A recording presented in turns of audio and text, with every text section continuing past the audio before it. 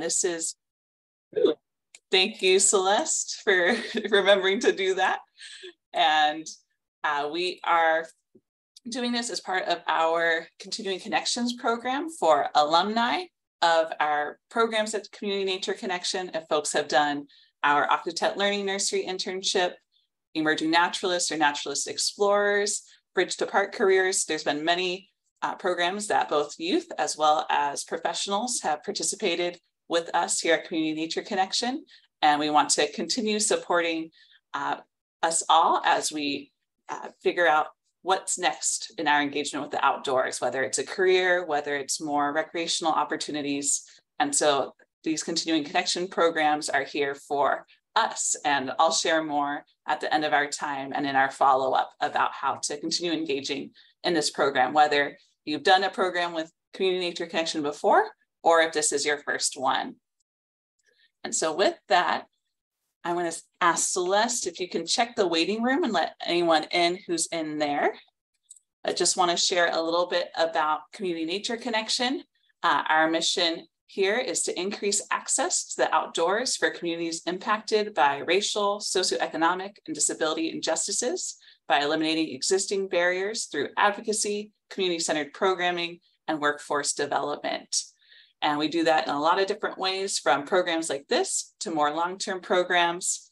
And you can learn more at our website, or feel free to ask a question in the chat or via email after today. We also want to acknowledge that here in Los Angeles, where I am and where Community Nature Connection operates, is the ancestral land and home of the Tongva, Tataviam, and Chumash peoples, who are original stewards and custodians of this territory. We recognize their continuing connection to land, waters, and culture, and we pay our respects to their elders past, present, and emerging. CNC strives to create partnerships and collaborate with local tribes to expand equitable outdoor programming to all. And to learn more about the land you're on, you're welcome to visit native-land.ca, which has been a great resource for me and I think for a lot of folks as we explore more about whose land we're on and how we can be better guests on the land we're on. And with that, some things to expect for today. We want to let you know that the recording of today's program, as well as resources that are shared by our panelists, will be emailed out after the event. And how our time will go today is we'll start off with some introductions of our three awesome panelists. Then I have a few questions for our panel to get the conversation going. And we'll also have a Q&A time at the end. And so you're welcome to add your questions to the chat throughout our time during the panel, or you can be able to raise your hand at the end of our, or during our Q&A time to share your question out loud. And we asked, in order to make this as positive and be able to focus during this event, to mute when you're not speaking. And again, to put questions in the chat or raise your virtual hand during our Q&A section at the end. With that, I want to start introducing our panelists who are here today. And we'll get started in less of my voice and more of their voices. So we'll start off with Sydney. Sydney, if you want to give a wave. For about 8 years, Sydney has been involved in reptile and amphibian conservation and invasive species management. They earned 2 bachelor's degrees from the University of Georgia, one in wildlife sciences and another in forestry.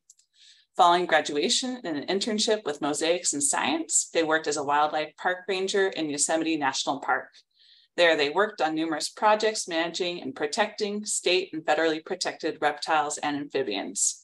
Now they are a PhD candidate at the University of California, Davis in the graduate group in ecology, examining landscape and local effects of non-native and invasive species on a native declining western pond turtle in California.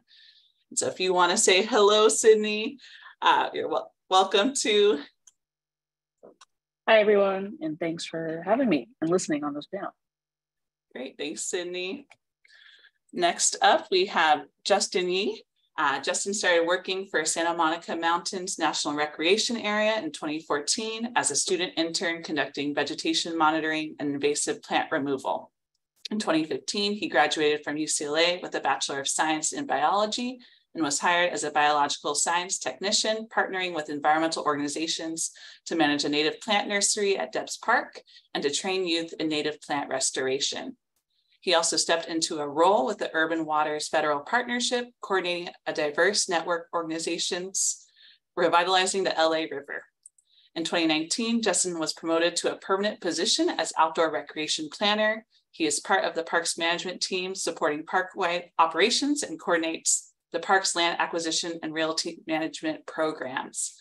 So Justin, if you want to say hello, I'd love to hear your voice. Hi, everyone. Thanks again for having me and looking forward to the panel. Thanks for your time. Great, thanks, Justin. And finally, we have Karina Licon. Karina grew up in East LA, an area filled with social and environmental injustices. After losing her father to gang violence at the age of 13, she joined a youth center, Legacy LA. Through their gang reduction and youth development program, GRID, and leadership programs, Legacy LA not only helped her cope with the loss of her father, but also prepared her for college and her career. While in high school, she continued to find her love for the outdoors and her passion for environmental justice, as she learned things such as the largest green space in East LA is a cemetery. These experiences fueled her as she graduated from Cal State Northridge with a BA in political science and an emphasis on law and society. Throughout high school and college, she began interning in national parks, city parks, and county parks until she landed a position with state parks. She has worked with state parks for 5 years as a park interpretive specialist, where she teaches, preserves, and protects our natural and cultural sites. Her current focus with state parks is making our parks more accessible for folks who usually do not have access to these green spaces. This includes providing a range of free programs to communities and schools, as well as advocating for better representation of folks like her in park careers. So Karina, if you'd like to give a hello. Hello, good afternoon, everyone. I'm looking forward to interacting with y'all. And if there's any unanswered questions about careers in parks, I'm here to help y'all out with that. So looking forward to it. Great, so we have an awesome panel today. Get to hear more from their bios, and now excited to hear more of each of your stories. And so we'll start with our first question, and we'll go in the order of our introduction. So I'll start with Sydney, then Justin, then Karina. And our first question is, how have your identities, upbringing, and or inspirations shaped your path to this work? Sydney, you can start us off. Sweet. It's always a difficult question, but so yeah, I first grew up in Alabama and Georgia. Grew up typical, kid where you're kind of going out and playing with anything that you can find, flipping logs, messing around in the stream, just getting into trouble. But it's funny because once I got to my undergrad program, I had no idea what I wanted to do, of course, with my career or anything. I knew that I enjoyed science, but I didn't really know what a career in it looked like. But I remember getting to eventually after like 3 or 4 major changes, got into my wildlife sciences program and kind of like looked around, and there was no one that looked like me, no one that identified as I did. It was a little bit of a hectic time with politics as well. And I felt, very isolated in those places. While at the same time being a token, because they put me on all their websites and posters, and I'm still on there to this day. But I bring up that early childhood part because I grew up doing all of this stuff, but I didn't really consider it outdoorsy in my mind. And I think that was because I was trying to fit into a certain type of outdoorsy idea that I had always been taught, right? Going out and hiking along a trail, going rock climbing, going skiing or something. But it's funny because I never felt like I really fit in there, even though I was doing all of that stuff in a non-traditional form. But I really enjoyed that stuff. So I decided to stay in that career because the things I was learning in my classes were super fun. Learn something in a textbook, but then be able to go outside and actually see those same things happening. Really kind of puts you in tune with your environment, right? So yeah, I stayed in that field and was able to get an internship. And that's something I can talk about a little bit later, is that Mosaics in Science internship. because I really attribute that internship to jumpstarting my trajectory in wildlife sciences, and opening doors for me at the National Park Service at Yosemite. So everything kind of snowballed from there, and I'd always really enjoyed learning about reptiles and amphibians because they were the kind of outcast animals. They do a lot of cool things that, a lot of like queer things that I really identified with, and it kind of gave validation to myself. Because I could see it in nature. Why would that not happen in humans as well? So yeah, I ended up sticking with reptiles and amphibians, and now I have a love for them. And I really do love teaching other people about them, whether it's undergrad students, random visitors to the national parks, or still trying to convince, my family to pick up a snake every once in a while and, feel good with it. So maybe I'll hold off for right there. But yeah, I'll maybe let it go to the next person. Great, thanks, Sydney. Love just the connections between what you're seeing in nature and that broader view of what is nature and what is the outdoors for you, and connecting that with your field of work and study. And Justin, love to hear from you. Let me know if you need me to repeat the question.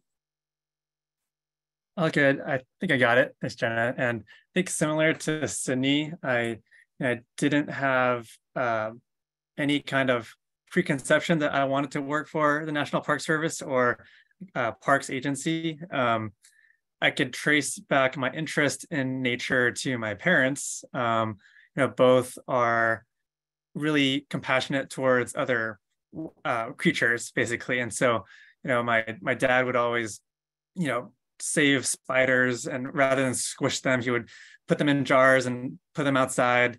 Even though my mom would get sort of annoyed about that. But my mom, on the other hand, really enjoys looking at birds around the house, and both my parents are into gardening. So I think that ethic towards, what I view as stewardship comes from, that my parents and the upbringing. And then, my identity as Asian American, also Filipino and Chinese American, I think I've been aware of how race plays a role in my life, primarily since I grew up in a primarily white community. It felt like I stuck out a bit, and so I've carried with me the importance of representation in our field as I've progressed in my career. And there's a long ways to go in the national park, making the workforce reflective of what the population is in the general public. So, and I think similar to Cindy too, like I didn't follow a traditional path that most of my family members and cousins would follow. I think people would sort of question, my interest in, a field that involves nature and being outside.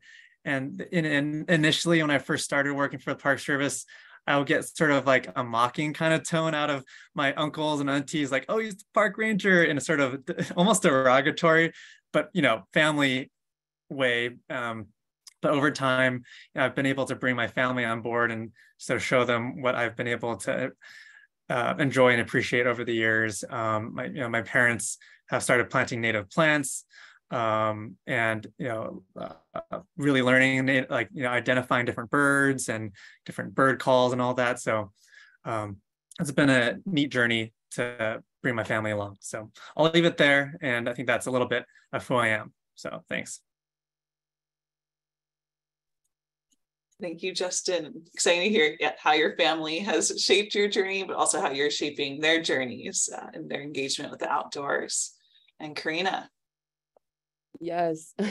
So similar to Justin and Sydney, people looking at me like, this is what you're going to do, or questioning it, but also like, whoa, that's really cool. I've never heard of that. I never met, someone that does this. And especially growing up in East LA, Boyle Heights, when I was first exposed to the National Park Service and specifically the Santa Monica Mountains, I was a junior in high school, And I just had to be open-minded about it. And I went in and I was like, oh my gosh, I love this. I didn't know anything. I didn't know what the PCH was. I didn't know what the National Park Service was or state parks. I just jumped into it. And then I was like, oh, wow, like I love this. And I would go home, like talking to everybody about different plants and animals and things like that. And I think what kept me going, similar to Sydney, mentioning that a lot of the time we are tokenized, I was tokenized a lot. And then also speaking up about it to make sure that other folks are comfortable there when they're joining our career. Also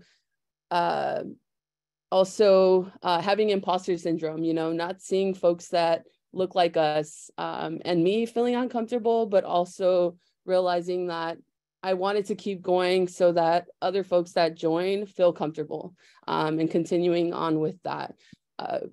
Like y'all said, it was something different. And it's so funny because whenever my family wants to go like hiking, or whenever any schools or nonprofits around the area that I live at, they automatically contact me like, hey, Karina, like what's a cool camping spot? What's a cool hiking spot? I want to bring my kids. And then I've also transferred that. So I work with state parks now. I'm a park interpreter with state parks. I do pretty much outdoor education. And so I've wanted to take what resources I have with state parks and bring them out to city parks. So right now, I know you see summer camp behind me. I'm actually at El Sereno Recreation. So it's a city park, and I'm bringing in all my cool stuff from state parks. So I get to bring in, cool furs or animal scat or poop, and just all of the community being like, what is this girl bringing? But making sure that they have access to it as well. So I think that's what keeps me going, my upbringing and bringing it back to the community. Thank you, Karina. And you said this is your second job too. And so thank you for all of your work and just hearing your story, just the ways that you've been dedicated to your community throughout your life. And our next question, and I will go in the same order, is if you can describe your current work and the most rewarding and challenging parts of that work, and feel free to go in as much detail as you'd like. I'm going to be starting off these questions every time. That's going to be a hard part. So yeah, let's see. Current work. I can't remember if I mentioned. Yeah, I did in the bio. I'm currently a grad student at UC Davis here, and I saw that Raphael in the chat is also from UC Davis. Go Aggies. I'm not really sure what an Aggie is also, but so yeah, I'm currently a grad student and in an ecology program. Ecology is a nice kind of well-rounded, multiple perspective discipline. So I really like that instead of just kind of being hardcore theoretical science, because I always liked getting my hands, on things. Oh, awesome. Had a reptile laptop. Oh, perfect. Sweet. So yeah, I'm also a TA for herpetology for the labs at times. So hi, Raphael.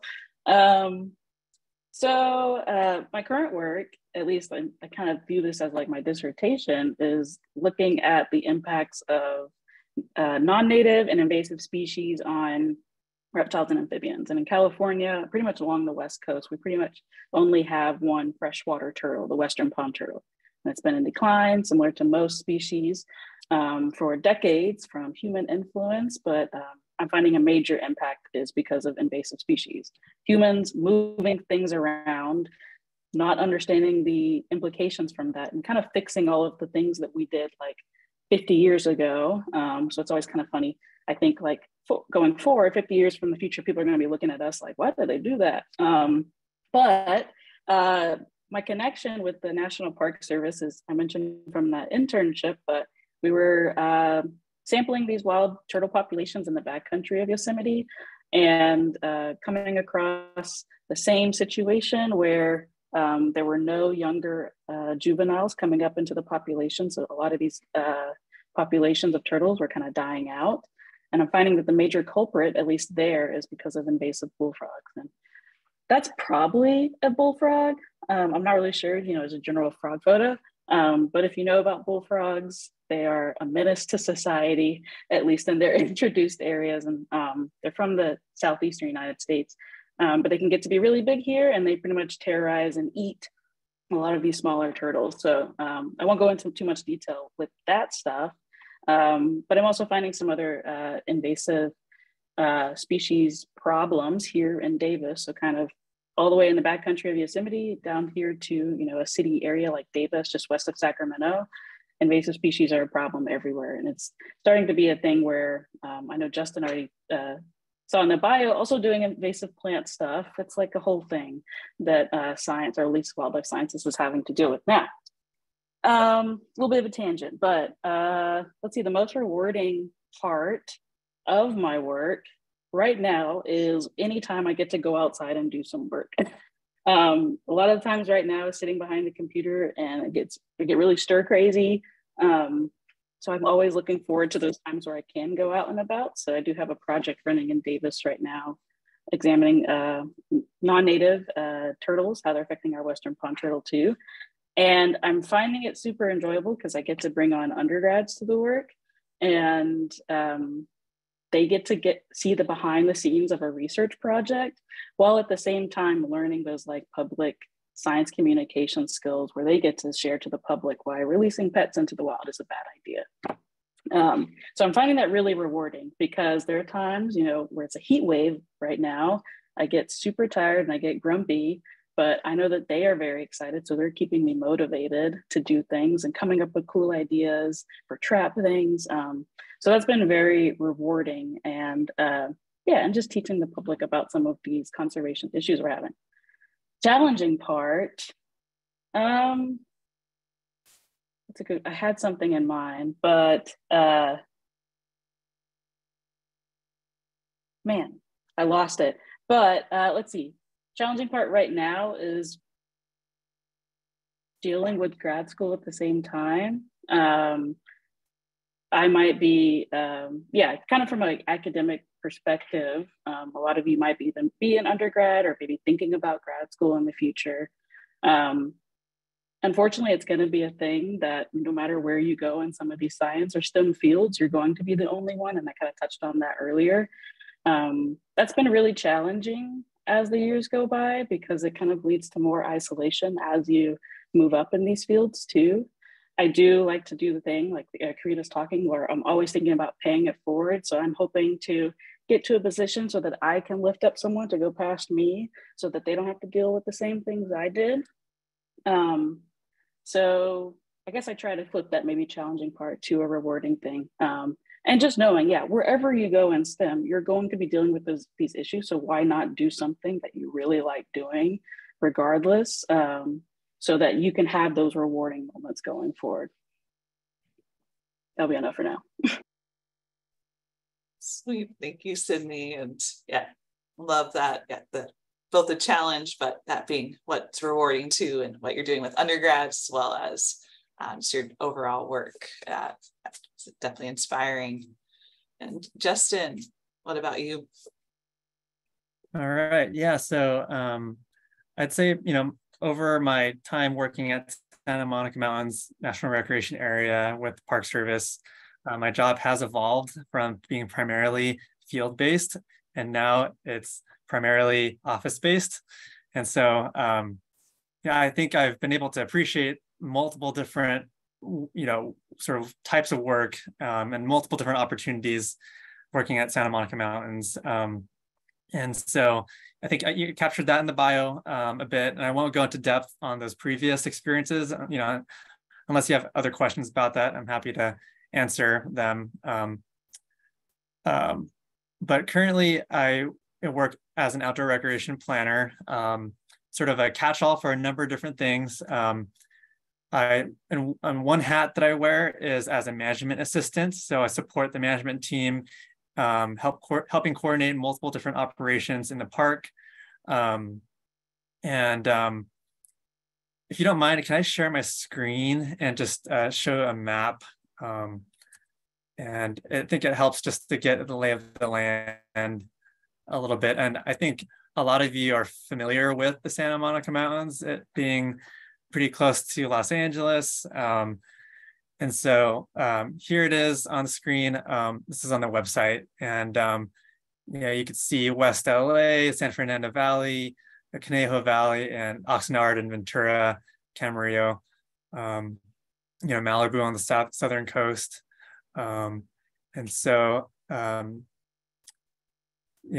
boundary of the recreation area extends from Oxnard to the west, all the way to Griffith Park in the east, including Franklin Canyon. And so I just wanted to give that as a visual, and I'll stop my share there. And so a portion of the boundary is managed by the National Park Service. And in general, you can imagine the Santa Monica Mountains is a mosaic of multiple different land management agencies and private land. And so the general mission of Santa Monica Mountains is collaborative conservation, because not one agency can do it all. So we collaborate in many different ways with state parks, and we have our education programs working closely with state parks, as Karina knows, and then we also work with MRCA, which is the Mountains Recreation Conservation Authority, and Santa Monica Mountains Conservancy, as well as other municipal, public lands or parks districts. And so it's different from other units of the national park system, which there are over 400 units, scattered throughout the country. And there's such a diversity in how they exist as units of the national park system, and how they're managed, what the community needs are, and different conservation issues. So it's quite fascinating to learn about. And it's cool that Cindy has had such great experience at Yosemite. And actually, I just came back from a camping trip in Yosemite, and I could talk about that later too. So, again, back to my current job, as being a management assistant, a lot of it is keeping the management team organized, and I help facilitate our weekly management team meetings, helping promote that, channels of communication across different divisions in the park. Divisions include our resource management, which includes our vegetation and wildlife and cultural resources, and geography, GIS department. Another division is our interpretation and education outreach division, volunteer management. Another one is our admin division that helps keep the park running. Another is our facilities, which help maintain our buildings and trails and roads. Another division is our visitor and resource protection, which is law enforcement, like our commissioned officers, basically the park police, and also our special park uses branch, which helps manage special uses in the park, like film permits. Like if you're a movie studio, want to do filming in the mountains, then you have to get a permit for that, or any special events. And then let's see if am I missing any? And our fire management division too, which we have a wildland fire crew, and they're stationed at Santa Monica Mountains, and they help protect park at Santa Monica Mountains, but they also, as part of the general agreement across the Park Service, they get to fight fires all across the country and the West. And so a lot of what I do is promote internal communications and employee engagement. So I've published the weekly newsletter to keep everyone informed about what's going on, trying to make sure everyone feels like they're represented and heard, because there's such a diversity of park operations. And then I also help organize employee meetings to help bring interaction across the park, as well as help organize trainings to provide wellness trainings, but also like professional development and required safety trainings, things like that, to make sure we're doing our jobs well.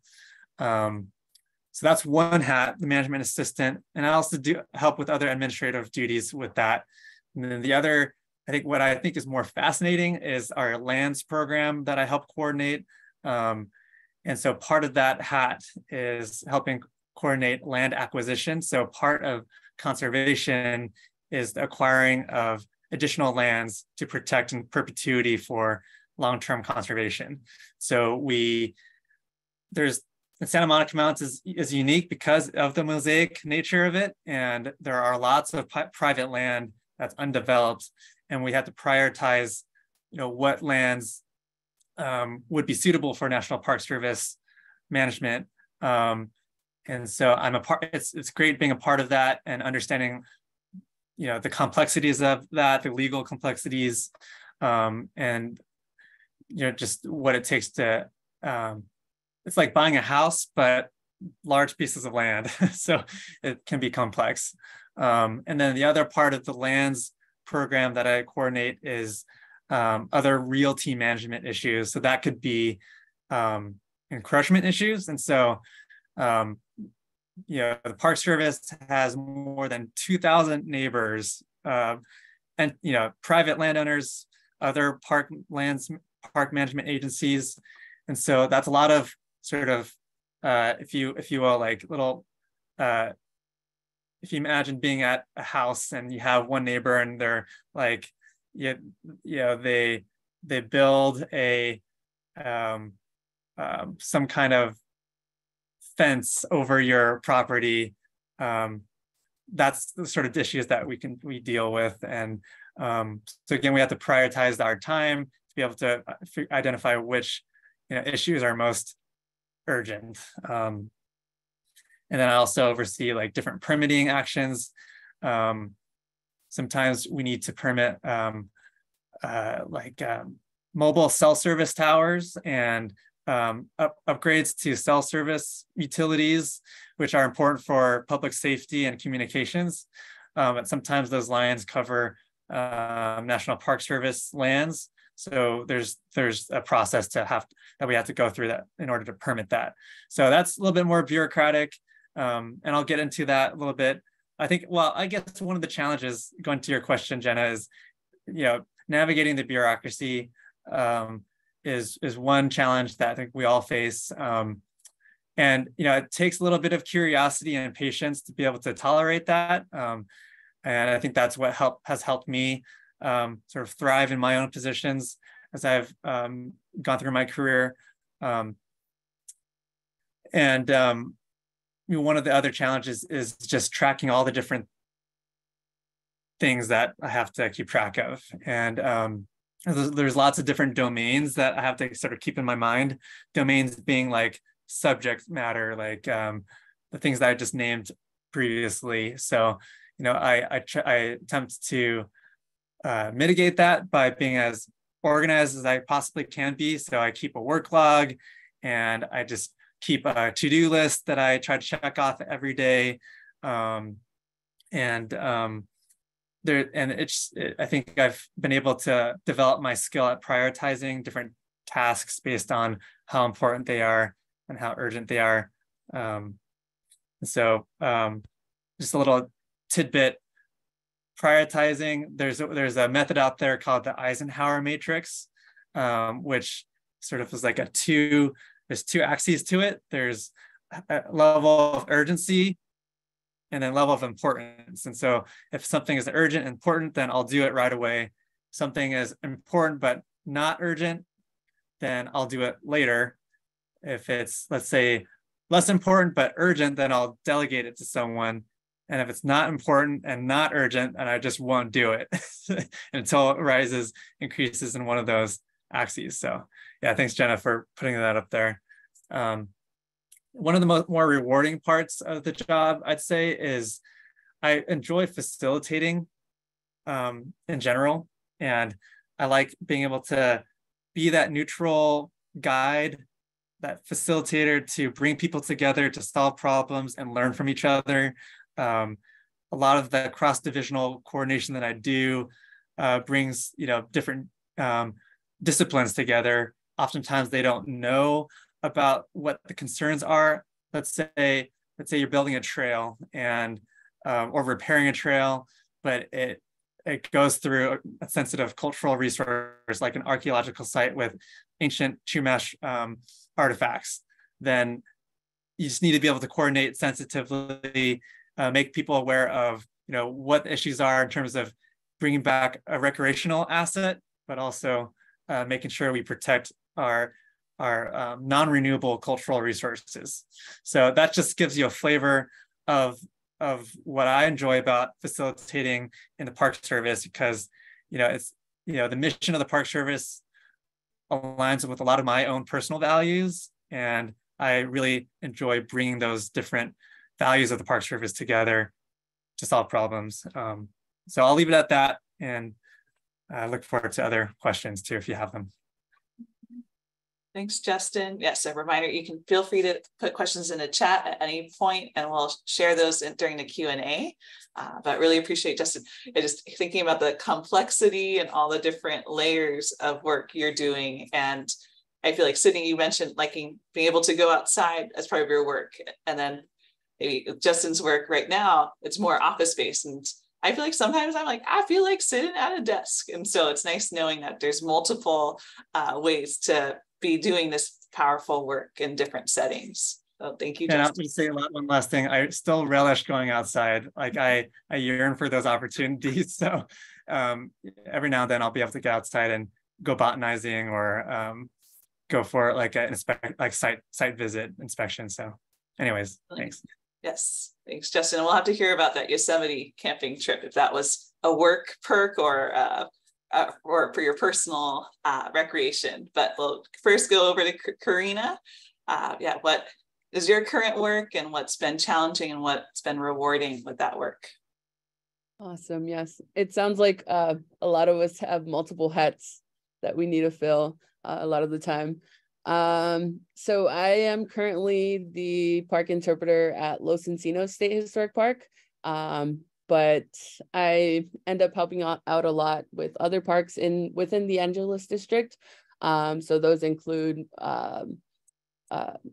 Baldwin Hills Scenic Overlook, Santa Susana's Pass, Pio Pico State Park, LA State Park, Malibu Creek sometimes, Adamson House. So sometimes, if we're short-staffed somewhere, I'll go and help out with school programs. So a majority of my work is doing outdoor school programs. And again, specifically at Los Encinos State Park. Like Justin mentioned, we have one program called Every Kid Outdoors, and it's a partnership between NPS and state parks. And we get Title I schools from LA County and Ventura County, and we get them out into our parks. So that's a big thing of what I do at Los Encinos. We have a 174-year-old adobe building that we go through. We have a spring house with a natural spring there. So I'll go through that. We'll also make butter, which is my favorite part, and also hanging out with the ducks. And then also we have a sports program that we do that's K through 12. We get students virtually and in person now.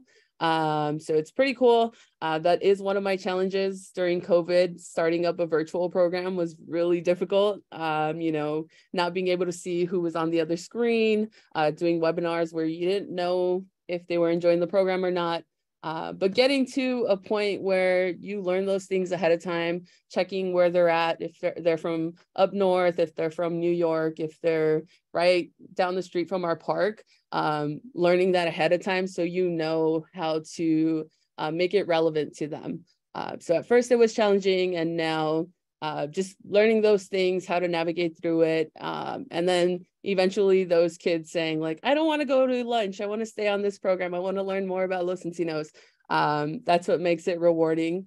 At Los Encinos, I also do special events. I do any park services that come up. That is another challenging thing. Sometimes people want to do extravagant big things at Los Encinos State Park, and having to tell them no because it's a really old space. It's home to the Fernandeño Tataviam tribe, and I want to be mindful of that. So just taking all of those things into consideration and making sure that, you know, I tell people no when I need to, and then also explaining to them why. I feel like just communicating why, you know, this is what this is, and them eventually understanding it. And then also after, so because of COVID, we had to stop a lot of our in-person programs, but being able to, you know, slowly pick back up. I believe this semester we had got 17,000 students within the Angeles district. And that was specifically with the ECO program that doesn't even have the added ports program numbers to it. But we were able to add a lot more students. A lot more students were able to come.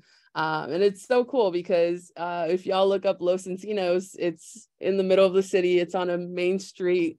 And a lot of these kids, their first time coming out to parks and saying like, whoa, this is Jurassic Park. This is Jurassic World. And, you know, it's in the middle of the city. You wouldn't think they would call it Jurassic World, but a lot of the time it's their first time at a park.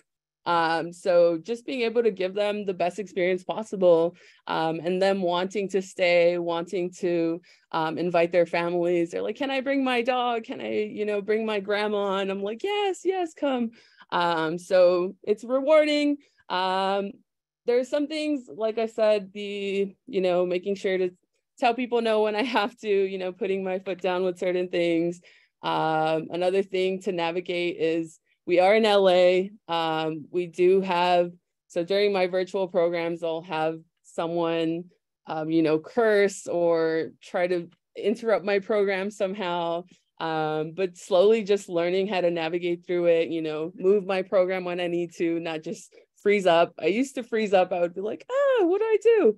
But now being able to navigate to another part of the park and just moving through it. But just being around the kids, hanging out with the kids, them enjoying it and exploring it, me showing them my duck call, all of those things are rewarding to me. I just love making the students feel comfortable enough to want to come back, comfortable enough to ask questions. Those are the rewarding things for me. I think that's it. Wow, thank you, Karina. And yeah, definitely sounds like your work is very much like you're a people person work and getting to invite students and community into these experiences. And it's great work, but comes with the challenges of sometimes saying no. Yeah, and I didn't mention what I do here at El Sereno Park. There's this Summer Night Lights program. It's through the mayor's office, Mayor Karen Bass's office. And what we do is we come out to communities that normally have higher crime, you know, not many resources. And what we do is we bring in these resources, we bring in free food, free activities, and essentially create a safe space for the community to come out and enjoy their parks, you know, and feel safe and comfortable doing that. So last week I was pushing for Nature Week. And that's how I was able to bring in furs. I was able to bring in my coworker to do a campfire program. So that's where I get to tie the two and bring in my resources. Yeah. Wow, that's awesome. Thank you, Karina. And you might, if you want to prepare yourself, the first question to chat is for your duck call. We'll save that to kick off our Q&A time, if you're willing to do it. And then maybe Justin and Sydney, if you have any equivalents to a duck call, would love to hear those. But for now, our next question, and Sydney, I'll give you a break. So we'll maybe go Justin. It doesn't matter. I was making a joke. Okay. Yeah, we'll switch it up. So we could do maybe Justin, Sydney, Karina. Let you take a break, Karina, get some water. But I guess for all of you, what are specific volunteer experiences or internships that helped you get to where you are? And do you have any advice for people who would like to pursue a career like yours? So Justin, take us away. Sure. So I'll start out in saying that throughout college, I was regularly involved with some kind of community service work. And I think in general, I'd recommend some kind of service work because I feel like that establishes this ethic for public service, what it means to be in different communities. And so and for example, I even though I had really little to do with what I currently do now, I think it informed what I cared about. And so, in college, I worked with, populations, people experiencing homelessness in West Hollywood. As a student, I was like a caseworker at a mobile clinic, and just working and interacting directly with these people and just talking with them was really moving and powerful. And so, it gave me perspective about the issue of homelessness in Los Angeles. And so,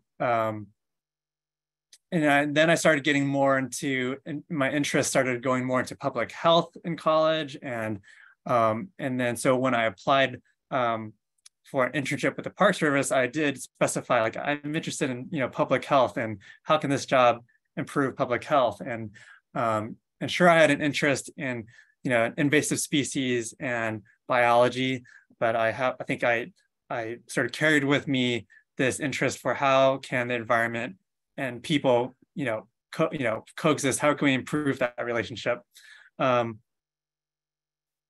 so the experience that gave me a direct foot in the door was called the Pathways program, which is a program under the federal government for most or all federal agencies that's geared towards current or recent graduates from, I think, either undergraduate or even secondary postgraduate degrees. And it's a nice way for students and recent graduates to get in, because the requirements for hiring are less stringent than they are for typical federal jobs. And as a disclaimer, federal jobs are typically pretty competitive, and there's barriers in place, maybe unintentionally, but that make it difficult for a lot of people to qualify and get in. And so the Pathways program is nice because of that leniency on qualifications in a way. There's a certain way that you have to prepare your resume, which I had no idea before. Yeah, USA Jobs, so difficult to manage and navigate. And so just to that comment, yeah, USA Jobs is the primary platform where you look for job announcements in the federal government, including National Park Service, as well as any other federal land management agency. So in a way, it's convenient that there's one-stop shop for all the federal jobs, but that's not the only way to get a job with the Park Service. So I recommend looking at just follow on social media. Different park units have websites on internship opportunities that are not listed on USA Jobs. So I want to just increase your awareness about that. You look at USA Jobs for Pathways positions for recent graduates or current students, but also if you're looking for an internship, there's non-Pathways positions that are announced via the website or on off USA Jobs. So those are the main things that I recommend paying attention to. And oftentimes internships are announced through networks, and they might not be announced broadly on social media. And so, if you're a current student or an alum or a prospective student, consider getting on an email list from your professors, or just express interest to your professors or teachers that you're interested in this kind of work, because you never know what list you might be on and what a job announcement might come your way through these networks. So just as a review, yeah, just up USA Jobs for Pathways, follow social media and the website, park websites, and then utilize your networks if you're a student or alum. And I'll leave it there. So. Thank you, Justin. And if you have capacity during this panel to share even some of those social media accounts, but if it's just looking up Santa Monica Mountains National Recreation Area on Instagram and following them, and similar for other park units, that's really good to know. And with that, we'll pass it over to Sydney. Sweet. I'll try to even jump off of Justin's stuff a little bit. So I mentioned already the internship that really jump-started my wildlife sciences career was something called Mosaics in Science, and I will put it in the chat. And there's something very similar called Environment for the Americas that more gears towards Hispanic, Latino groups. Mosaics in Science was kind of broad in the sense that they looked for underrepresented, or whatever, group of people fell under that, and I fell under that. But both of those nonprofits do work for, I guess, undergrads, but also recent undergrads, and try to push them into careers into the Park Service. So that's what Mosaics in Science was. They wanted to target an increasing the diversity of the workforce in the Park Service, just because it's the same across the board with most STEM, that is a predominantly very white, even affluent demographic at those places. And I'll say with both of these, I can speak more confidently to Mosaics in Science. I think I just randomly came across it. I was like doing the whole, senior and undergrad, Googling random terms. That's the hard part, is if you don't even know what to look up, it's really hard to find things. So it's really important to try to talk and network with people as much as you can, just to hear the little tidbits. But I came across Mosaics in Science, had never considered a career or any sort of job in the National Park Service. I mentioned that I was born and raised in the Southeast, Alabama and Georgia, where predominantly on the East Coast, there's very little public land. And that's just because of the history of the country. Like Georgia is, I want to say like 80% private land and like 20% public land. And I never even considered national parks as like a thing. I knew of the big things. I would have been the one to be like, I don't know what Yellowstone is. I don't know what Yosemite is. I would mix and match them and everything. Because all of the parks that I had access to down south were like national monuments associated with civil wars and battlefields. And I was like, don't really want to go and recreate there. You come across something like, this is a mass burial, and you're like, okay, I'm sad and outdoors. But I ended up applying for Mosaics in Science, and one of the programs, or one of the available internships, was a herpetological conservation intern. And I was already working in a lab in undergrad, and it sounds cooler than what it actually was. It was called like the Sea Turtle Genomics Fingerprinting Lab. Never saw a sea turtle. I only saw their eggs. So I was just sitting in a lab cutting up little eggshells for DNA extractions. But because of that experience, I had some sort of herp experience, and that helped me get that position. And maybe this is some advice that goes along with it. I mentioned that I had like no knowledge of national parks, had never been to California. I was growing up in the Southeast. And I was about to say yes to an internship all the way in California, in a park that was telling me you're going to be working in the backcountry. And I had never done backcountry. I'd never done backpacking. I was honest. I will say I was honest and told them I had done some camping, but it was only at a music festival. And that was fine to them. So please don't lie to them, but, be honest with them. And I'll say with Mosaics in Science and Environment for the Americas, those are both paid internships, and that was super helpful. At least in the wildlife field, there's a common, it's almost like hazing that has been going on, for about 20, 30, 50 years, where you have to go and do the volunteer unpaid work first, and then you'll get through to the stuff later.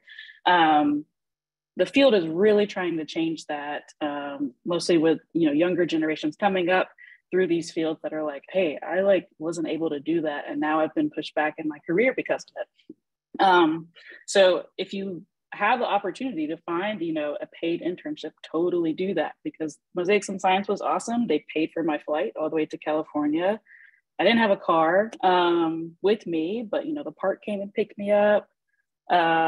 Stayed there, and then there was a really awesome retreat at the end of the summer, because it was like a summer internship for all of us, where different people were placed at different parks, different programs. Some people were astronomy interns, some people were park interpretation, some were like archaeology, and the workshop or the retreat at the end was awesome because they all flew us to Denver, Colorado, I believe.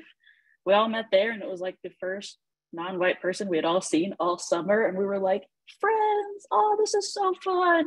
That was like the best part of my entire internship, hearing everyone's different experiences, connecting with people relatively the same age, same fields, and then they were able to pay for my flight back. And I wanted to tell all that because a lot of these internships, they're like, hey, just be here on Monday, and I don't know where you're going to live, but like, first day of work is on Monday. If you can, try to stay away from those positions. Because if they're treating you like that already before you even got the job, just think of how they might treat you once you get that job. And, you don't want to be exploited in that way, because that will really turn you away from the field. So my advice that kind of comes with that, I guess I'll say too, with that Mosaics and Science internship, because I had my foot in the door with Yosemite, then it was very easy to come back and apply for a job. Had to go through the USA Jobs route, but thankfully I had people on the crew that I had met who had gone through it, so they taught me the way of the land with USA Jobs. And I'll even tell you some things right now. USA Jobs, with your federal resume, put as much info on there as you want. Your federal resume, I think mine was like 20 pages. Do I have 20 pages of experience? No, but every single position had like 6 to 8 bullet points, because you have to imagine with USA Jobs, there's typically, a hiring office or something. And they are getting a mass of resumes and applications. They're not going to know all of the lingo associated with your field. So even though, the job says needs to have worked with herpetofauna, which is like reptiles and amphibians. If I wrote in my application, I worked with reptiles and amphibians, that's not going to be a match because I didn't use their exact words, because typically that hiring person, at least I'm speaking with Yosemite experience, they're going to take your application and put it into a computer software to find that, similar language. It's just kind of AI driven. So don't be, shy with your federal resume. If you have done some of that exact work that they're asking for experience, go ahead and, take their exact terms and terminology in the job posting and paste that into your resume, because that'll come up as a hit, right? On like the program. That, and then last thing maybe with the USA Jobs is you typically have to do some sort of survey associated with it. And this also kind of, unfortunately, weeds people out, because an example question is like, I have experience working with reptiles and amphibians. And then the answers are, I'm an expert in this, or I have no experience in this. Do not sell yourself short on that, because if you have seen it, if you have learned about it in a class, if you went on a volunteer thing one day and saw it in action, like, you are well-versed in that topic. You have to compare yourself then to the general public, not necessarily people in your field then. People of color, we tend to, or people of any marginalized group, we tend to sell ourselves short because of imposter syndrome already. And we're comparing ourselves to people who have sometimes been doing this stuff since they were kids. One of the questions might be, I have camping experience, because you're maybe going to be working in a park, so you might have to have some sort of camping experience associated with the work.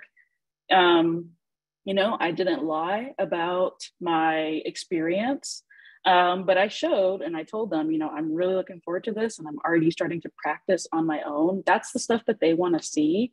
And by not selling yourself short, you are taking a chance on yourself, putting yourself out there. And that's very scary.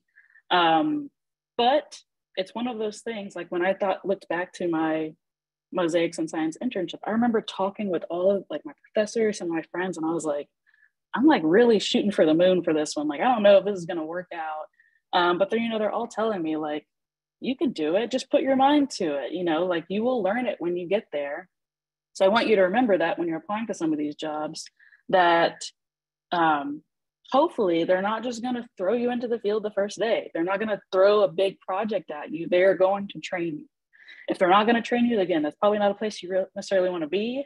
But remember that, these internships are supposed to be training you for something else. They're not expecting you to come in with all of the exact experience, because they're not getting anything out of it then, right? So take those chances. And the important thing to remember is, if you took that chance and you ended up not liking it, it's okay. You tried it out. You realize that it doesn't work for you. Maybe you're going to try something else. Maybe it was something with the dynamics of the team. There could be a multitude of reasons. And I think about that sometimes with outdoor recreation now. I got into rock climbing because I was at Yosemite, which is like the hub of rock climbing, apparently. And when I got there, everyone already was like coming to work just so they could climb. And I was like, y'all aren't doing this as like a resume like thing for your career. They're like, no, I'm just coming to live out of my van, out in the park. And I ended up trying out rock climbing. It was very scary, but I ended up really liking it. And now I'm trying to, again, flip that and pay it forward so I can be that person to take someone else out. And I'll say I probably have like a 60-40 success rate of getting people into rock climbing.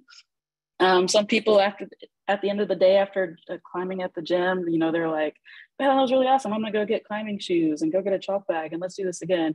The other 40% is like, that was not fun. I never want to do that again. And that's okay, because in my mind, they tried it out, they pushed themselves and they figured out it wasn't for them. They're gonna try and find something else now. So I try to think about that with it's outdoor recreation stuff, jobs, internships. As long as you are adaptable and try to maintain that kind of positive mindset with saying, I'm going to learn when I get there, that can really go far. And they're looking for that as well.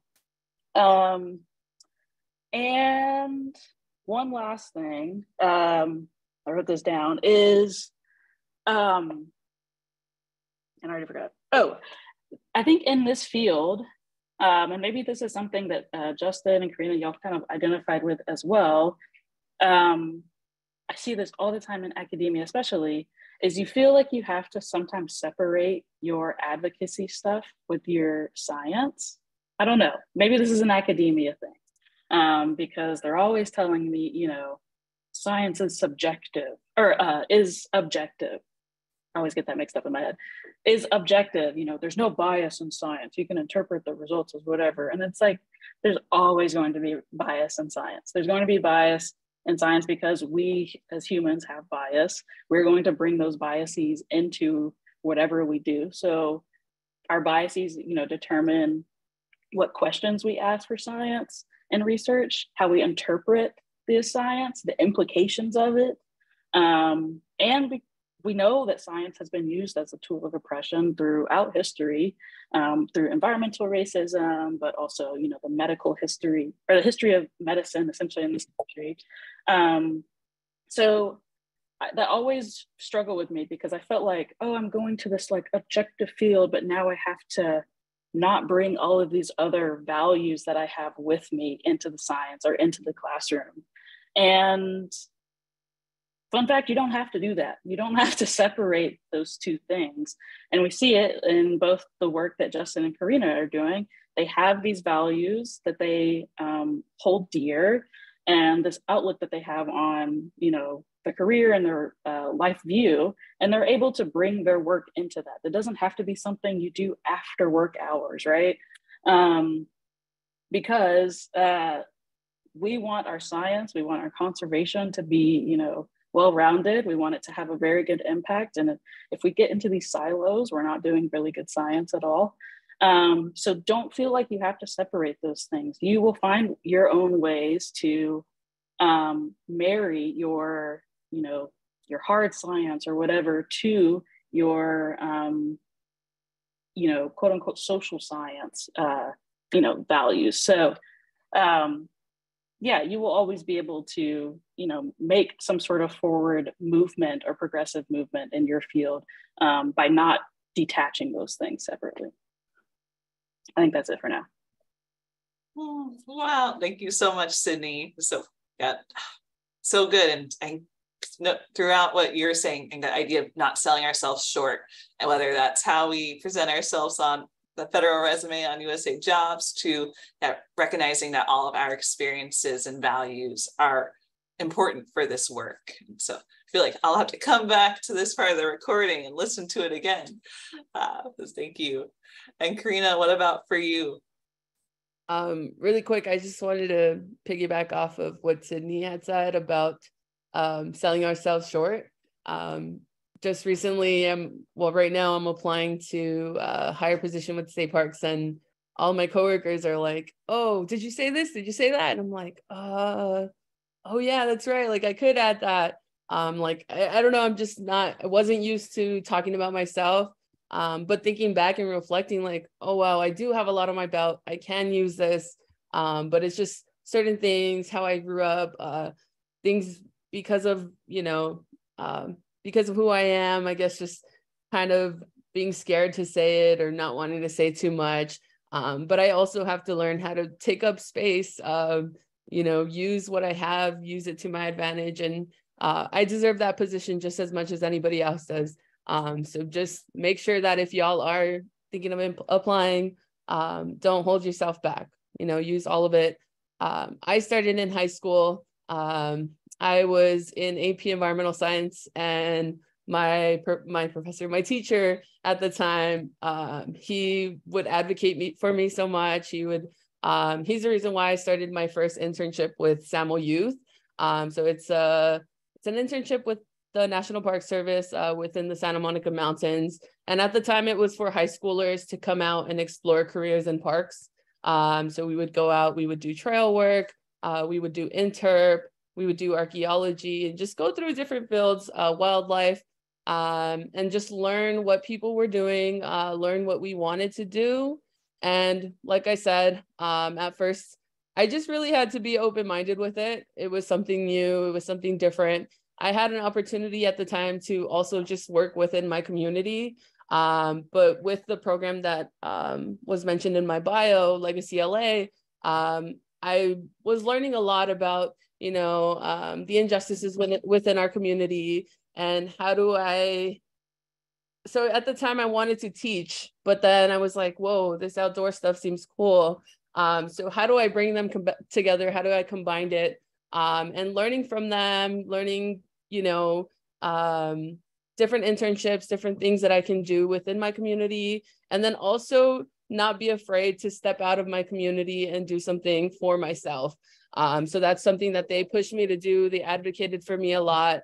And that's how I was able to get through the doors and just be open-minded to go out to the Santa Monica Mountains. Like I said, I didn't know what the Pacific Coast Highway was. I didn't know what NPS was at all. So I was able to go and explore these different career fields. At first, I wanted to do archaeology. And one thing that I would say is try everything. There are several different career fields within parks. And at first, like I said, I was into archaeology, and then I did an internship within archaeology, and then I just didn't feel comfortable with it. So I did an urban archaeology internship with MRCA, and it was really, really cool, but I didn't feel fully comfortable doing archaeology. So then I tried different things. Like I said, I've worked with city parks, and then with NPS, we would do roving and interp on Saturdays. And I was like, I really like this. I really like interacting with people. I really like to know, why they came, what are they interested in, and how do I, and if you're new to parks, how do I engage you? How do I get you to want to come back? So through these internships, learning different ways on how to navigate and ways on which career field I wanted to go into. So with those internships, like I said, MPS with MRCA and city parks, and then realizing that I wanted to do internship, realizing that I wanted to do interpretive programs and outdoor education, and connecting. I wanted to do education, but then I wanted to be in outdoors, but combining the two and realizing I wanted to do outdoor education. But like I said, my advice is just being open-minded. Don't settle. Try different opportunities within state park or within parks, and then go from there.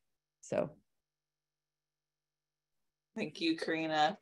I was definitely hearing in like all of our sharing that it's part of these internship experiences and volunteer experiences is both finding out what we like, but also finding out what we don't like. And that's really helpful for discerning what is a potential path for us. And it's like, oh, even hearing about our different experiences, that it's like, oh, things can shift over time too. That it's like even your first job at state parks or NPS doesn't have to be your last job there. And so with that, we're going to move into our Q&A time. So we have some questions in the chat that I'll be posing to y'all.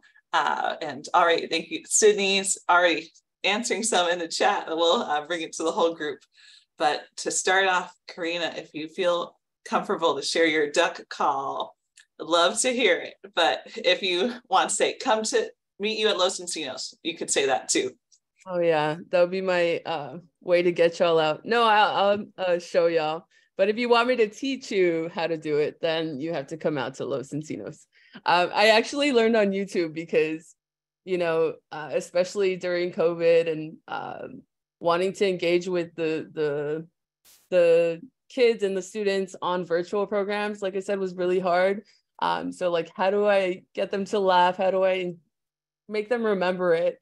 And I remember we did a virtual program at my park, and then they ended up going to Pio Pico State Park for an in-person program, and they remembered me as the duck call lady. So it was cool that they were able to remember me based on that. So there's little things that the kids catch on to that make them, you know, want to come back, make them want to learn. So that second time they went to Pio Pico, they made me teach them. So let me see.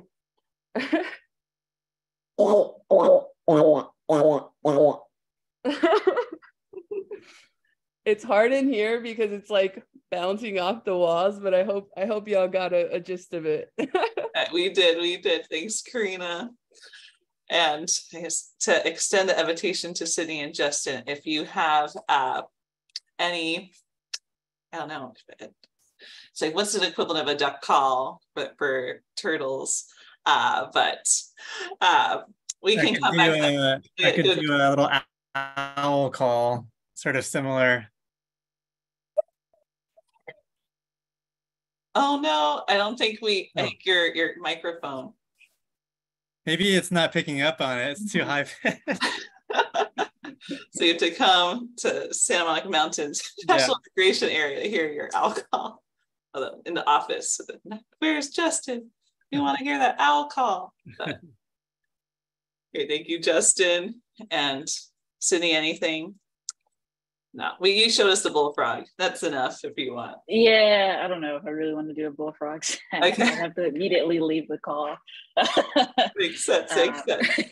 But yeah, turtles don't make any noise pretty much. So Great. Well, yeah, just love the fun of this work. We'll start with some of the questions. So I think Jessica in the chat, her question was, how often would you say jobs open up in environmental agencies? And are there specific times of the year when many jobs open up? Say in your experience with NPS or state parks, anyone who's ever is ready, saying Karina? Yeah, I can go ahead. From my experience, not very often. I know when I first started at state parks as a park aide, my boss at the time was like, make sure you're on the Interp 1 exam list. And I was like, no, I don't really want to do it. Like, you know, I wasn't really interested in it. And then when I did want to, you know, do the job, the exam was closed. So I could not get onto it and I could not get the position. So they'll come out randomly for state parks. We didn't have an Interp 3 for a very long time. And then we had an Interp 3 come up like years later. It just really depends. I would recommend to get on the exam list. So if you want to do interp, if you want to get into maintenance or into law enforcement, make sure to go on our CA Cal Careers and get on those exams, because if you're on those exams, if you're on the email list, it'll email you automatically and let you know when they're out. But a lot of them you cannot apply without the exam.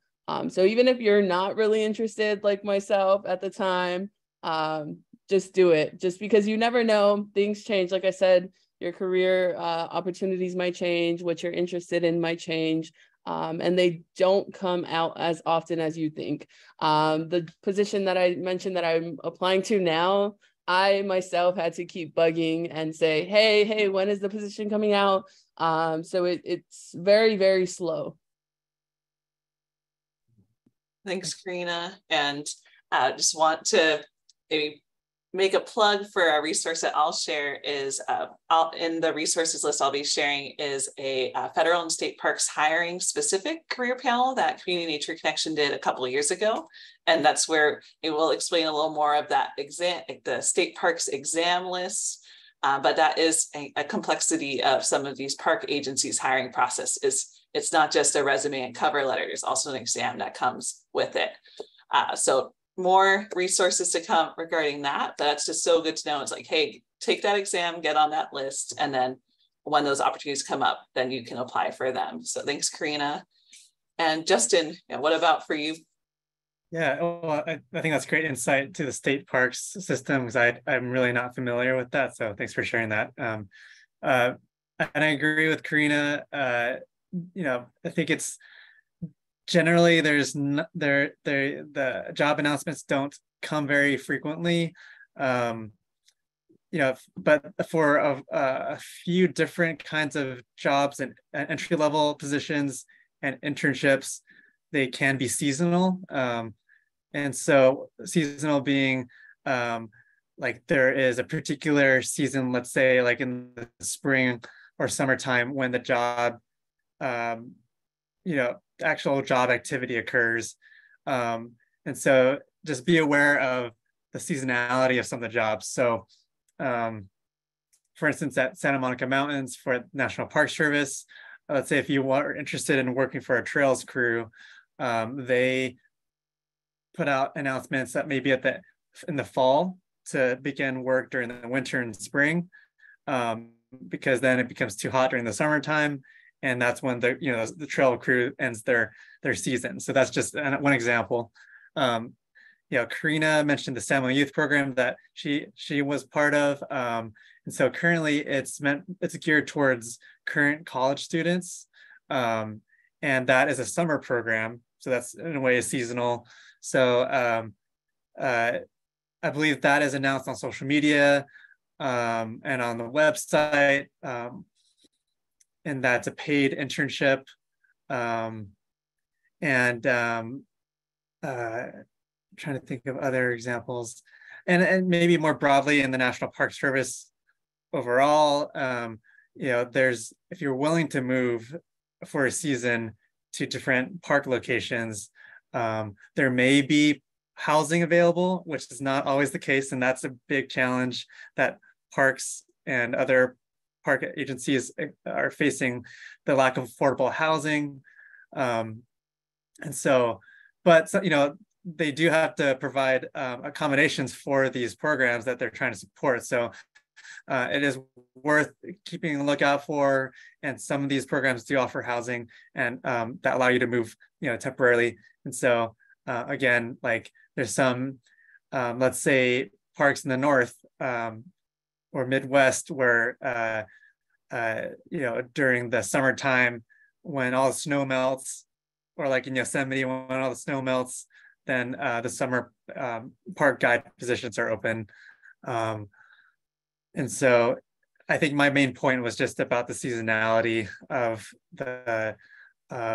those jobs, and what a lot of people do for those who are willing and able, who have the means to, they work several seasonal jobs and rotate around the country and let's say they work a winter in Joshua Tree as a park guide, and then they work in the wintertime, wintertime in Joshua Tree, and then the summertime in Glacier National Park. And just again, that's a model that has been pretty common for a lot of entry-level positions for years. It is problematic because you tend to see people with sort of higher means to be able to move away from family and maybe don't have obligations at home, and it is a cost to do that. But I think, like Sydney was talking about, there's programs like Mosaics, and there's several other national level programs that I'm not very familiar with, that we could find more information about and offer that kind of residential experience. So again, I hopefully gave a few more examples that you can just be aware of. Thank you, Justin. Sydney, anything you want to add to that? Yeah, at least in some of the conservation field, but also I'm thinking broadly to even administrative things that might happen at the park. A lot of the parks, at least from my experience, and this is with Yosemite, but also Sequoia Kings National Park, they really rely on seasonal jobs or seasonal positions, kind of like Justin was mentioning, where people jump around. Some of those, I would say even a majority of those, really do come up in the summer. Those positions would happen in the summer. So sometimes it is workable to be maybe a college student and then have a summer kind of job in the summer and still be able to go back to school in the fall. Those positions, it's kind of a range of when they might be put out, but they're typically going to be, I would say, in the winter. So early, January through March, and some might even be, they're really on top of it, maybe back in the fall for that following summer. One thing about USA Jobs you can do is put a job alert out there. So that can be a saved search where you put in all of your specifications, especially if there's a certain area that you want to go, if you want to stay local and you want to just say California, and maybe it says internship or job. You can do a saved search and then have any sort of job that comes up be sent to your email, and that's been super helpful. I would really recommend doing that because, at least on USA Jobs, with some positions, there's a max amount of people that can apply for that job before they close it. It's really annoying. I've sometimes missed, because I have this research work happening with the Yosemite, sometimes I've missed my own research jobs and I'm like, oh no. And so that will be one thing, is sometimes there is a cap on the amount they can of applications they can take. And other times they do a restricted amount of time. This job will be posted for 2 weeks. So you have to, it's really helpful to have that saved search come in. So if it is a seasonal job or a sort of internship thing, yeah, USA Jobs saved search. I believe that's what it is. Once you make an account, you can go and search, and I think there's a save button so that you can determine, if you want those emails sent to you daily or weekly or whatever. That's been super helpful for USA Jobs. Yeah, I think, it really depends on where you are in your career, but if it's going to be some sort of seasonal job, it's mostly going to be geared towards the summer, because that's where the workforce, at least for the Park Service, quadruples in size, because they really do need that seasonal help. Yeah. I do have something to add. So with state parks, a lot of the time, let's say you want to do law enforcement within state parks, or be an interpreter with state parks, the best way to get your foot in the doors for a permanent position is becoming a seasonal employee. A lot of our rangers right now, they'll start as a park aide, just so they have on their resume that they worked with state parks, and then it'll get them in the door for their law enforcement positions within state parks. And a lot of state parks seasonal positions are 9 months on, 3 months off. And then there's also a days one where you work a certain amount of days for the year, and you can kind of divide those within the year. But a lot of the time, if you are interested or if you're not sure, but you want to work with parks, start as a park aide, and you could do that. Could be, a campground host, or that could be someone at Los Centenos that opens and closes every day. So it varies. Great. Thanks, Karina. Thanks, y'all. So much good stuff. And I'm making notes, and we'll be checking links and sharing the links that Sydney has sent. And I'll look at USA Jobs and see if, Save Search or what the term is to get those alerts, and send that in the follow-up email. And is moving to the next question that there's already been a lot of good conversation in the chat about from Nell and Jimena.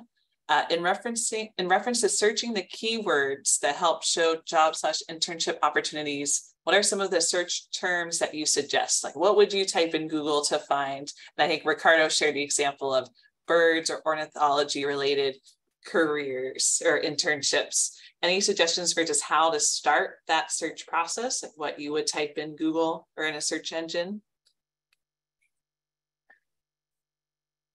So, Sydney, what did you type in to find those links? I don't remember. I kind of went ham on that question a little bit in the chat. Yeah, I guess for finding the jobs is the hard part, because like we've been talking about, some jobs might not be up for or accepting applications for only 2 weeks. Might be already filled up, and some might come at random times. I think I've put a decent amount of links responding to that question. Some might be helpful for you, especially related to birds and ornithology. If you want to go the more academic route, I can send some links to that as well. There are, some of these like advocacy or conservation societies, professional societies, where you don't need to be a member or anything to get some of those resources. The big one is, I never know how to say it, Audubon? Yes. That's probably, one of the largest bird conservation societies.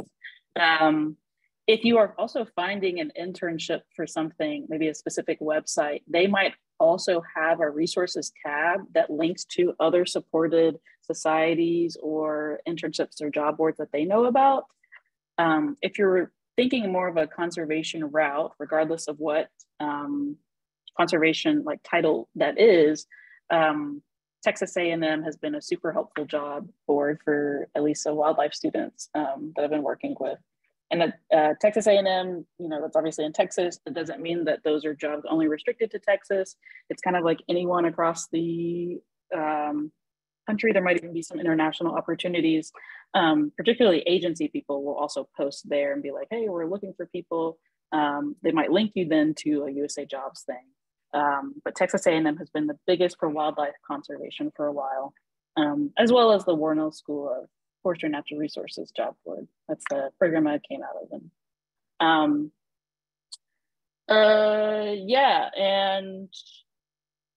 One maybe last one I will say actually is Ecolog, and that's with the Ecological Society of America. Especially if you're looking for grad school opportunities, that's a really awesome listserv to be a part of. Again, you don't have to be a member, you kind of just sign up, and I'll try to find the link for that one. But finding those key terms can be hard.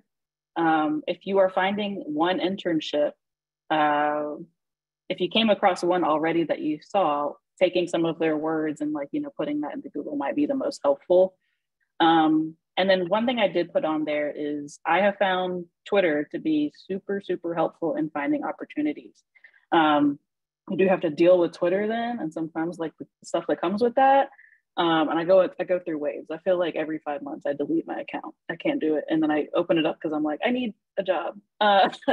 But that has been a way that I've at least been able to start a conversation with someone. They post a tweet about some awesome work that they're doing, let's say a scientist, a government agency person, DM them and be like, man, that's awesome work. How would someone, be able to get involved with that? Obviously, USA Jobs is a very center one-stop shop for a lot of these jobs, but there still is a lot of, it's all about who you know in the field. One thing about us, I'll say, which I'm like, should I say this? We stand out, right, in these job fields or in these teams, and that can really come around to help you in the end. Just because of the way we look, we stand out across the workforce. So if you can get people to remember you based off of a conversation, a phone call or email, they can sometimes find ways to pull you through some of these job applications. So even like I mentioning with applying to Yosemite, I would have to do that every summer to go back and work to like do my own research that was in partnership. And you know, one of the years I missed it, like I mentioned, because of who I knew, they were able to pull me through. So if you can find those connections and maintain those connections, there still might be ways that they can bring you on. Whether that's initially as a volunteer that then turns into a hired position. Yeah, if you can just maintain those avenues, and even, yeah, ask your professors too, if you're still an undergrad, because they will have those connections too. I could riff off of what Sania was saying a little bit, and I totally agree. And about working your networks, you know, from my experience, I haphazardly just typed in biology internship near LA when I was searching, and then I happened to come across this USA Jobs announcement for the Pathways internship. And it was already a few days into the announcement, and it was about to close in like 2 days. So I had no idea what I was getting myself into at that time. And I wish I was familiar at least with USA Jobs or the concepts of it. So, and actually I emailed the hiring manager, and it was Antonio Solorio, which is the program manager for SAMO Youth that Karina went through. So we have a common entry point. And I said, yeah, just get it in before the deadline. And so I just submitted something, and then a few months later, I heard back, because it takes some hiring takes a long time in federal government. And so there's that patience and that tolerance for waiting that you have to sort of accept. And so that was my experience. And then I interviewed and I got the internship. So we're just going, one last note on what Sydney was talking about, and talking with your teachers, your professors, and expressing your interest. I just want to reiterate, reinforce that. And in addition to that, I highly encourage informational interviews with mentor figures or people that sort of exemplify the work that you're interested in. And so that's how I got my job after college, after my internship, because I expressed an interest in urban ecology, and I expressed that interest to that chief of our resource management division, and then we just sat down in her office, and I just talked about my interests, and then little did I know that they were opening a position to do work in Los Angeles, and start up a native plant nursery at Debs Park, and in Karina's neck of the woods, in Northeast LA, and so because I just happened to be in the right place at the right time and express my interest, if I didn't take that initiative to talk to my to that supervisor, they might not have known to even think of me. So so hopefully that gives you another example of working your system, and it just takes conversations. Let's say if you do a cold call or cold DM to someone, the worst that can happen is that they don't respond or say they're too busy. But I think more likely than not, people are happy to share their experience and be a mentor in some capacity. So that's from my experience. So. Thanks, Justin. Yes, the power of the informational interview, and then sometimes just the Google search of something internship near me, and who knows what can come out of that. And how about for you, Karina? Any advice? I'd say working with parks in general, all of the park people that I've met, they're so nice and willing to help you out. So like, don't be shy, don't be afraid to reach out to folks. I've had really good energy and positive people for the most part, working with NPS and MRCA and state parks. For myself, I think it went back to the internships that I did. You know, a lot of the time so like with Antonio, we would get lists of jobs sent to us all the time. So make sure to do those internships. If it's volunteer, get on those lists, you know, let them know that you are interested and you do want to be, you do want to get sent those jobs. So the way I started with state parks was Antonio was sending us lists of jobs. And I remember I was in my anthropology class looking for a job, and I saw Encino, which was 5 miles away from Northridge. And I was like, say less, you know, I'm going to apply. And at the time I worked at Macy's for a day, and I was like, nope. And I never went back. And I was like, oh, perfect, you know, and so that's what I did. I just would look through the jobs. I still get those lists of jobs from Antonio to this day, and they've been helpful. And I would also recommend, I think Justin had mentioned it earlier, just follow these Instagram pages. I know for state parks, we have a career state parks Instagram. There's an NPS one, and even just follow the local parks around you. You know, even I always see the Santa Monica Mountains post jobs nearby within their parks or somewhere else. So just follow those pages, check them out. I always try to repost them. You know, I think now I always get people that are asking me, you know, like, oh, where are the jobs at? Like, I really want to try it. I want to be introduced into it. So I make sure myself to share those on my story on Instagram. But I would definitely recommend following, and then look at your emails, you know, from past supervisors, and just volunteering and doing these internships that'll get you through the door. Thanks, Karina. And if you're willing to drop your IG handle for us to follow you and hear about those job opportunities, I'd love to follow you. And same goes for you too, Justin, Sydney, if you want to share any ways to keep in touch. But also, we have a couple more questions, but want to plug that one other source of emails about job opportunities is actually through the Community Nature Connection Continuing Connections program. And so some of you all are already receiving emails from me with some job opportunities. And then we also post on our Instagram. And so, yeah, you don't even have to be in school to keep in touch about these different opportunities, and lots of organizations like Community Nature Connection, as well as I see Nature for All, and I see so many groups posting jobs around the LA area. And I'm sure there are more in other geographic areas too. And so I'll share more about that in the follow-up resource. We have another question from Jessica, and then one about Ricardo for Justin. We'll start with Jessica's question about any advice for people with gaps in their resume, and particularly in applying for federal or state jobs.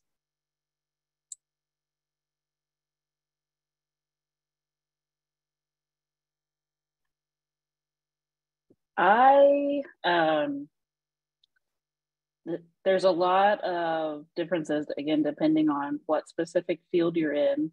If it's science related, especially as I'm getting to the point now where I'm the one that's receiving applications for things, I don't care about gaps in the resume.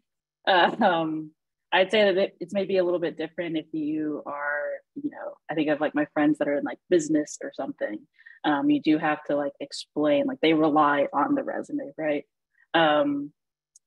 I think to explain gaps in the resume, maybe the best way is to put it in a cover letter. It's not something that you necessarily have to do, you know, on your own resume to be like, this is what I was doing in this time.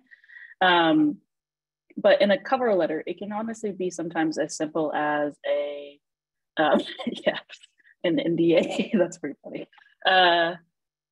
It can sometimes be as simple as like one sentence if you want to acknowledge it on your own. It's something that I probably wouldn't even acknowledge unless it's a substantial amount of time. It's the same with, you know, if you have a job that is not related to whatever field that you're getting into. There's ways that you can write it or spin it in a way so that it relates to your field. So I have a couple students that even met with me recently. Like one was, worked at TJ Maxx, and she was like, how am I going to translate this to wildlife conservation work? Well, you can view it as a lot of the skills that you might have at TJ Maxx, you're going to have to also have in a field setting, or in, you need to be able to work with a team. You need to be able to like talk to the public and like do, basic, Excel work, data entry, something like that, that you can write in your resume that is still going to be useful for the job that you're going into. When it comes to gaps, that's where, again, in a cover letter, maybe it could be, if you feel like you need to explain it, it can be one sentence of, from 2012 to 2014, I took some time away from blah, blah, blah to do X, Y, Z. But it also could be something that you don't even necessarily have to give attention to, because I think as time is going on and our fields are changing, people are very understanding of like, there could have been time you wanted to go off and have a family. You don't necessarily have to explain that to someone, and that's not a negative in any sense. There might have been time that you wanted to go travel if you have the means to do that.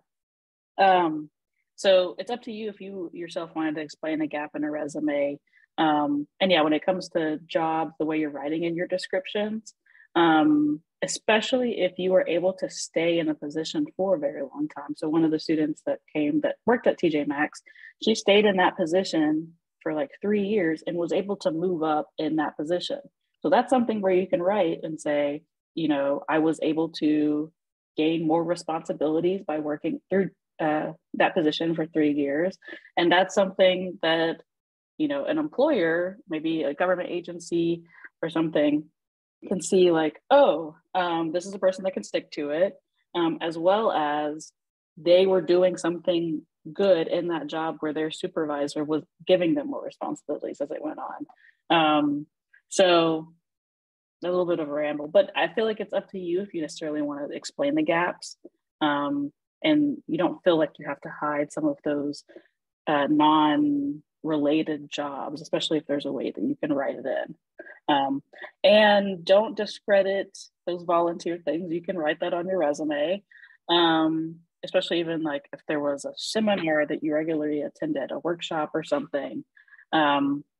Even if you did it a few times, a volunteer thing a few times a year, that's something that you can put on your resume. When it comes to academia, that's probably a whole nother topic for another panel or workshop one day, but don't discredit your own outreach and service and non-academic things on your resume, especially when it comes to university admissions now, also with grad school admissions. You can be an awesome student and get that 4.0, or I also don't know how students are getting like 4.6 GPA. I don't know how that works, but all of those side things that maybe you were doing where you're like, hey, I volunteered with this local group and we did this thing. That's something that an academic institution also wants to see. They want to see the students that went to class and got good grades, but also went above and beyond and did other things. And I feel like that's what really helped me get into grad school, because my undergrad GPA was like a 3.1, while some of my classmates, were coming in and they had their undergrad GPA being like a 4.0 or something.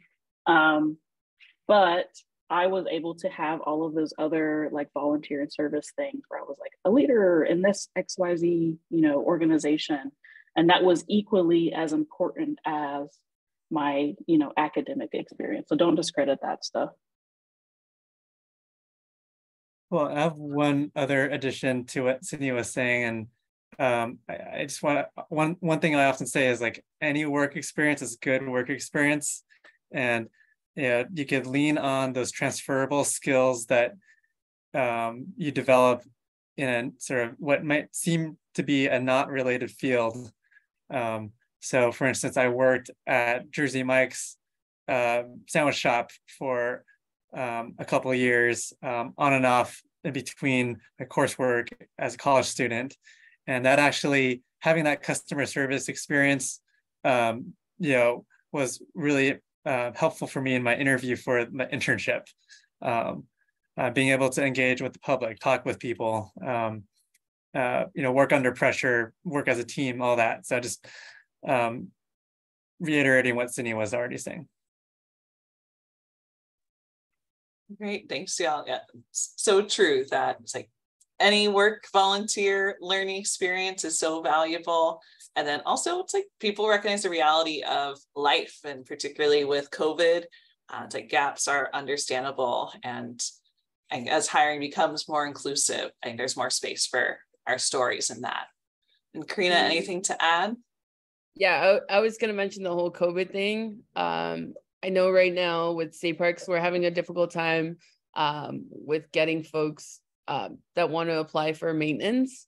And so like that could be your foot in the door. I know one of our curators right now at Los Encinos started at Adamson House in Malibu doing maintenance because that's what was available.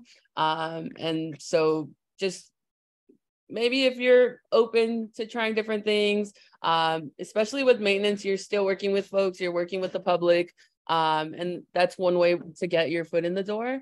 So I would recommend just trying to be a little bit more open-minded and trying different things within different fields to get you where you want to be. So I think that's one thing. And I think just after COVID, a lot of people were not working and people, or a lot of employers are a lot more lenient and they're understanding a lot more. But I don't think I have much to add. I think Sydney and Justin answered that question really well. Great. Thank you, Karina. And we'll wrap up with our last question that's specifically for Justin, about sharing about your work with the nursery at Debs Park, and particularly Community Nature Connection has done a lot of work in Northeast LA recently. And so we'd love to hear more about your work at Debs Park and opportunities maybe around that. Yeah, and hopefully we'll have time for other people to speak too, because I feel bad about taking up that time. But anyways, I think my work with Debs Park, with the Audubon Center at Debs Park, and also I worked with Community Nature Connection on the restoration program. A lot of that stuff I think were sort of precursors to a lot of the things that you're currently working on now, and I'm glad to see it continuing. And so as right out of college, I was hired on as a term, which is a temporary position, a biological science technician, and my responsibilities were to sort of help jumpstart this native plant nursery operation at Debs Park and develop a volunteer program in collaboration with the Audubon Center. And so that's what I did starting in 2015. And for the next 4 years or so, was develop that partnership with Audubon and just build the workbench, and then build the nursery tables and collect the seeds from Debs Park, the local seed stock, and then develop volunteer cadre from the community, and so that was one of my favorite jobs that I've had throughout my career, because it was oriented with people and working hands-on with native plants, and I was really autonomous, being far away from our headquarters, which is based in Thousand Oaks. I was really on my own working with Audubon, and then also part of the LA crew, based our NPS office that was more active at the time and based in El Pueblo. And so other projects that I got to work on was starting the partnership with CNC on the restoration internship, and reaching out to CNC about this concept initially, saying, hey, are you interested in partnering? We have this funding available. And I was involved with it for 2 years, and I think totally was transformed after I left. Like, it became so much better under Felipe and then Julio and other folks who really, and then our new nursery manager at the Rancho Sierra Vista Newberry Park Nursery, Antonio Sanchez, and they really took it in a whole new direction, and I think have made it so much better. So, and then I also worked with Northeast Trees to help sort of advise on their Ascot Hills nursery early on, and I helped develop this network called Seed LA, which is a collaborative network of organizations in the LA area revolving around native seed banking and the development of native seed inventory or supply for restoration. And so I'm no longer working actively on that, and it's nice to see it continuing on. And they're doing work at the Bowtie parcel along the LA River, for instance, collaborating with state parks on that. And so, yeah, that was sort of another life now. Like I haven't been doing that work for a while, and I have fond memories. So, they're just a bunch of great people in the community in this realm of native plant nurseries, and so, yeah, I'll leave it there. Thanks, Justin. I think it's so exciting to hear just how things have moved and changed, and how the work that you were doing at Debs Park has moved. And I think that's even a way to just, in this career panel, I've heard so much about just all the opportunities that are available and how just new things keep on coming up. And as we connect with people and reach out for connection or support, or reach out for that internship that we're not sure if we're eligible for, but we try anyways, like there's opportunities available. And so hearing your story of that is so inspiring. And we are getting close to the hour. And so we'll wrap up with a thank you. Thank you so much, Justin and Karina and Sydney. Thank you, everyone who attended today. We, as always, I feel like always have a survey for you all to fill out. Tani is Kaya's face and saying thank you and appreciating this time. And I think this is such a great resource for those of us who are here, as well as this recording. And so maybe if you all, each of you, Justin, Karina, Sydney, want to give like a closing sentence, a closing send off for our panel watchers today and in this recording. I know that's a lot, so it could just be you got this, whatever feels right. And if whoever's ready to go first. Could start real quick. So quick shout out to Kaya. We were part of the same Pathways cohort in 2014. So it's great to see you again, and I'm glad you're doing great work at CNC. And then also for everyone on this panel, thank you. It was great meeting you, and it was great learning from you too. And then for the participants, feel free to reach out. I'll put in my email if you have any questions, follow up. So appreciate your time. I'd say just be open-minded. Everybody's here to help. Like I said, parks people are really nice and friendly. And Kaya actually said, hey, you'd be really good coming to the career panel after meeting for a day at Los Encinos. So I'm really grateful for the opportunity, and I'm here to help anyone that needs help. I've already put my email in the chat. Feel free to email me. It might take me a couple of days, but I'll get back to you. But any questions, any advice, any career opportunities that I might be able to send you, feel free to reach out and email me. But thank you for the opportunity.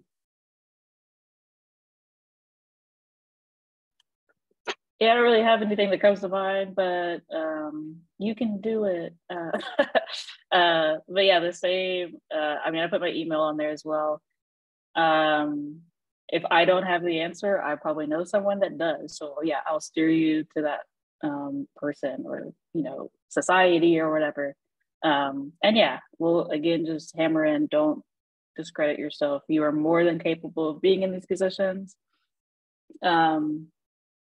don't know if I should say this on the last thing, but like we always would tell our the students, being like, especially with those USA job questionnaires, like go through it and answer it as if you were a young white male that has all of the confidence in the world, because they do it, and you are more than capable, and you have the experience for it. So do it. Love it. Well, thank you all so much. We are your network. You have contact information. You will have my email in your email inbox, and happy to support. And so we're just grateful for you all and all of us doing this work. And thank you again. And with that, we'll allow you to send you off into your evenings or whatever time zone you're in. Thank you again to our panelists, and thank you to everyone who joined tonight. So have a great rest of your day, and we'll be connecting soon.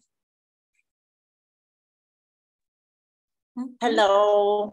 Well, as people kind of start to log off, I just wanted to say hi. Hi, Justin. Hi,